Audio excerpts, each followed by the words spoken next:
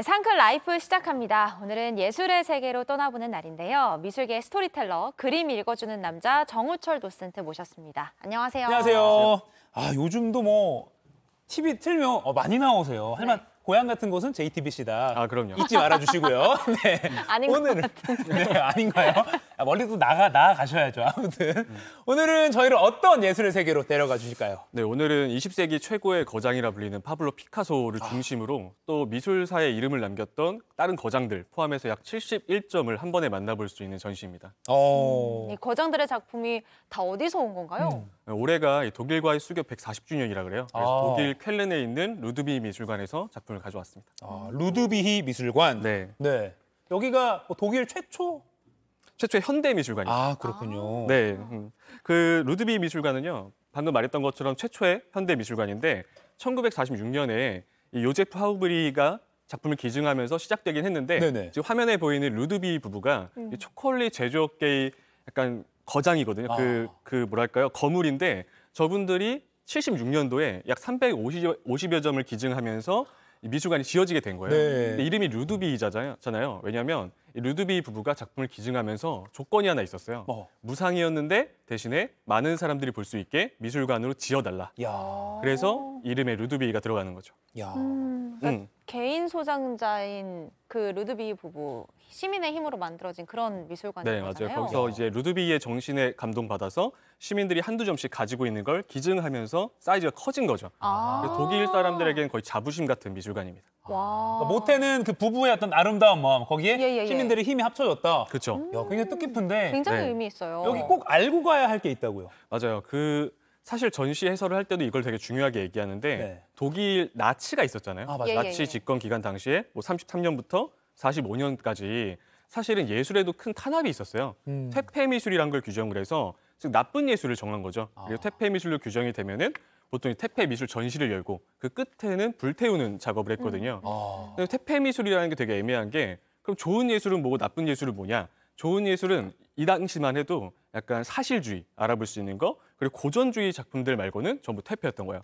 한마디로 여기 전시되어 있는 작품들은 다 퇴폐 미술인데 이제 올바른 정신을 가진 컬렉터들이 그 작품을 지키고 보존했던 거죠. 아하. 그래서 여긴 독일 사람들에겐 더 어떤 자신들의 정신을 보여줄 수 있는 그런 미술관인 거죠. 어떻게 보면 나치 탄압에 항거하는 그 마음 때문에 덕분에 지금 이게 예술 작품들이 남아 있는 거네요. 그렇죠. 그리고 일단 미래를 좀 내다본 사람들이 이게 어쨌든 중요한 작품들이기 때문에 네. 지켰던 거죠.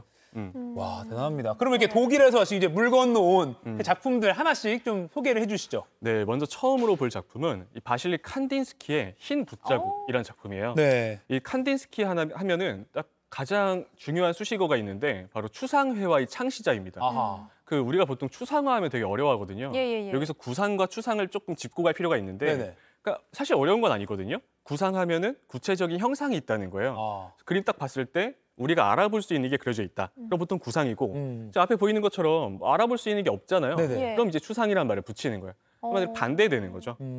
확실히 추상화는 형태가 없어서 이렇게 딱 봤을 때 뭘 그린 건지 뭘 그리고자 했는지 좀 어렵더라고요. 맞아요. 맞아요. 근데 사실은 칸딘스키 말을 들어보면은 조금 이해도 되거든요.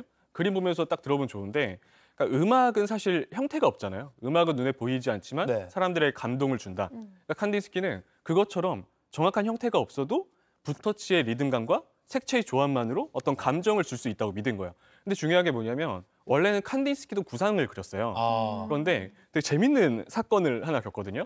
원래는 그림이라는 건 보자마자 알아봐야 된다고 생각을 했는데 네. 어느 날 일이 끝나고 밤에 자기 작업실에 들어갔대요. 근데 작업실에 불을 딱 켜기 직전이었는데 달빛이 비추더랍니다. 근데 이제 달빛에 비치는 그림이 한 점이 있었는데 그게 뭔진 모르겠지만 너무 예뻤대요. 아. 너무 아름다웠고 근데 분명 내가 그린 건데 모르겠다는 거예요. 그때 불을 딱 켰더니 되게 재밌는 사건이 생겨요. 자기 그림인데 뒤집어져 있었던 거예요. 아하. 네, 뒤집어진 그림을 보고서 감동하고 있었던 거죠. 그때 추상화의 힌트를 얻게 된 거예요. 야. 그러니까 어떻게 보면 우연한 시작이었네요. 그러니까요. 추상화는. 야, 와, 재밌습니다. 다음은 또 어떤 거장의 작품이 있을까요? 다음은 조각이에요. 조각 조각. 작품을 좀 볼 건데 국내에서는 좀 생소할 수 있는데 또 세계적인 거장이고요. 또 여성 예술가 중에서는 최근에 가장 이슈가 중요한 인물로 뽑히지 네. 않나 싶은데요. 캐테 콜비츠입니다. 캐테 콜비츠. 네, 캐테 콜비츠.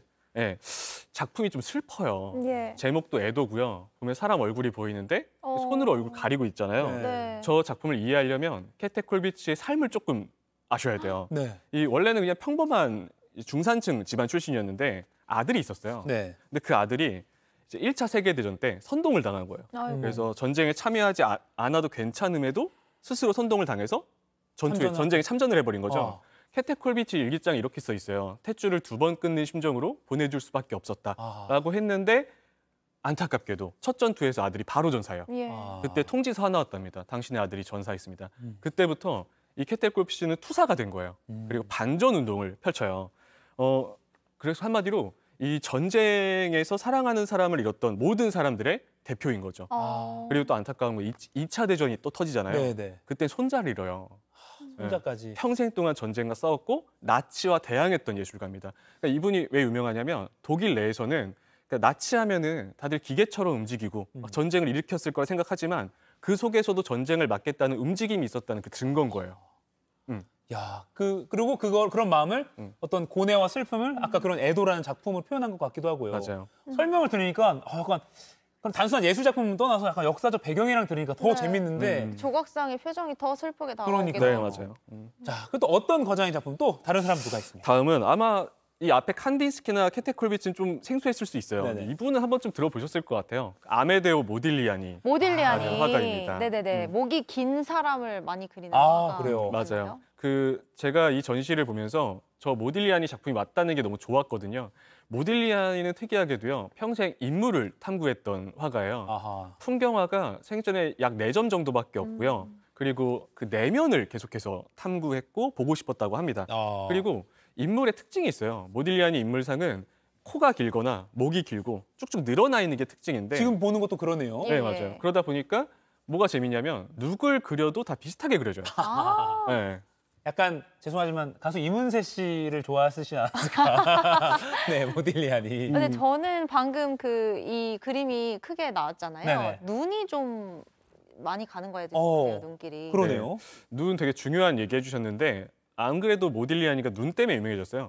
근데 눈이 저희 희한하게도 아몬드처럼 생겼다고 해서 오. 아몬드 눈이라 불리기도 하고요. 오. 눈동자가 안 그려질 때도 있고 또 짝짝이로 그려질 때가 있어요. 이거에 대해서 생전에 뭐라고 했냐면 눈동자가 안 그려질 때는 그 사람의 마음을 알게 됐을 때 그릴 거다라는 말도 했었고 짝짝이로 한쪽만 그려질 때가 있어요. 그때는 한쪽은 내면을 보는 거고 한쪽은 외면을 보는 거다 이런 말도 했었는데 천재예요. 천재인데 안타깝게도 단명했어요. 35이라는 짧은 나이에 생을 아이고. 마감했고 생전에 또 뭐 몸도 안 좋았고 술, 마약에 그리고 또 이제 가난, 빈곤으로 고생하다가 떠났던 예술가죠. 그런 일화가 또 있었군요. 그러네. 네.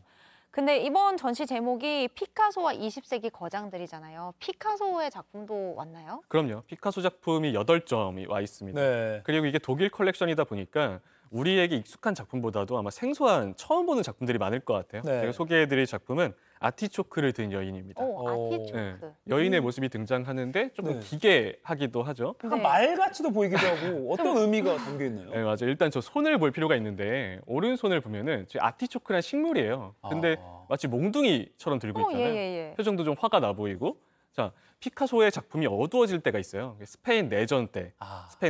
스페인 사람이거든요. 그리고 그 이후에 2차 대전 종전 때까지 45년까지 이런 폭력적인 그림을 많이 그렸어요. 그래서 재밌었던 게 저 작품을 보는 사람들이 저걸 다 몽둥이로 알더라고요. 또 하나 저 왼손을 볼 필요가 있어요. 화면에 나오는데 손톱이 굉장히 뾰족뾰족하잖아요. 예. 그러니까 저것도 약간 곧 있으면 싸울 것 같은 굉장히 분노가 차 있는 모습인 거예요. 그 주변에 검은색으로 칠해져 있는데 저 연기랍니다. 한마디로 뭐냐면 전쟁과 내전을 겪고 나서 그 전쟁을 직접적으로 표현하진 않지만 간접적으로 그 시대의 아픔을 보여주고 있는 거예요. 아까 애도 그 조각상이랑도 또 같이 뭔가 맥락을 같이 하는 것 같기도 하고요. 네. 그리고 또 이번 전시에서 놓치면 안 돼 대작이 있다고요. 맞아요. 다들 피카소만 이렇게 생각하시는데 네네. 저는 이 잭슨 폴록이라는 화가의 작품을 추천하고 싶어요. 네. 잭슨 폴록의 그림은 이제 추상 표현주의라고 부르는데 추상 표현주의의 거장이거든요. 이게 재밌는 게 지금 보면 완전히 추상이지만 네. 사실 잭슨 폴록도 원래는 구상부터 시작을 했어요. 예. 그런데 어떤 그림을 그려도 뭔가 이게 새로운 기법을 개발해야 되는데 그게 안 되는 거예요. 그때 문득 머리가 쓱 스치면서 캔버스를 바닥에 눕히고 그다음에 물감을 뿌리면서 작업을 하게 된 거죠. 이걸 드리핑 기법이라고 합니다. 미국 추상 표현주의 선구자 네네네. 잭슨 폴록 이걸 꼭 놓치면 안 된다라고 추천 발표를 해주셨고요. 네. 지금 이제 독일에서 물 건너온 작품이라고 들었는데 이거 어디서 볼 수 있는지 마지막으로 좀 소개해 주시죠. 네, 서울 강남구에 있는 마이아트 뮤지엄에서 네. 8월 27일까지 볼 수 있어요. 그리고 아하. 이런 20세기 작품들을 한 번에 몰아볼 수 있는 것만으로도 굉장히 가치가 있거든요. 네. 또 올바른 정신, 컬렉터들의 정신을 배울 수 있는 전시기 때문에 한 번쯤 시간 되시면 꼭 보시면 좋을 것 같아요. 피카소와 20세기 거장들전 꼭 한번 놓치면 안 될 것 같습니다. 이렇게 좀 보내드리기가 아쉬워서 저희가 유튜브로 2교시 준비하고 있습니다. 피카소 이야기 좀 부족했어요, 시간이. 조금 더 들어보도록 하겠습니다. 정우철 도스트 조금만 더 기다려주시고요. 여러분 고맙습니다. 고맙습니다.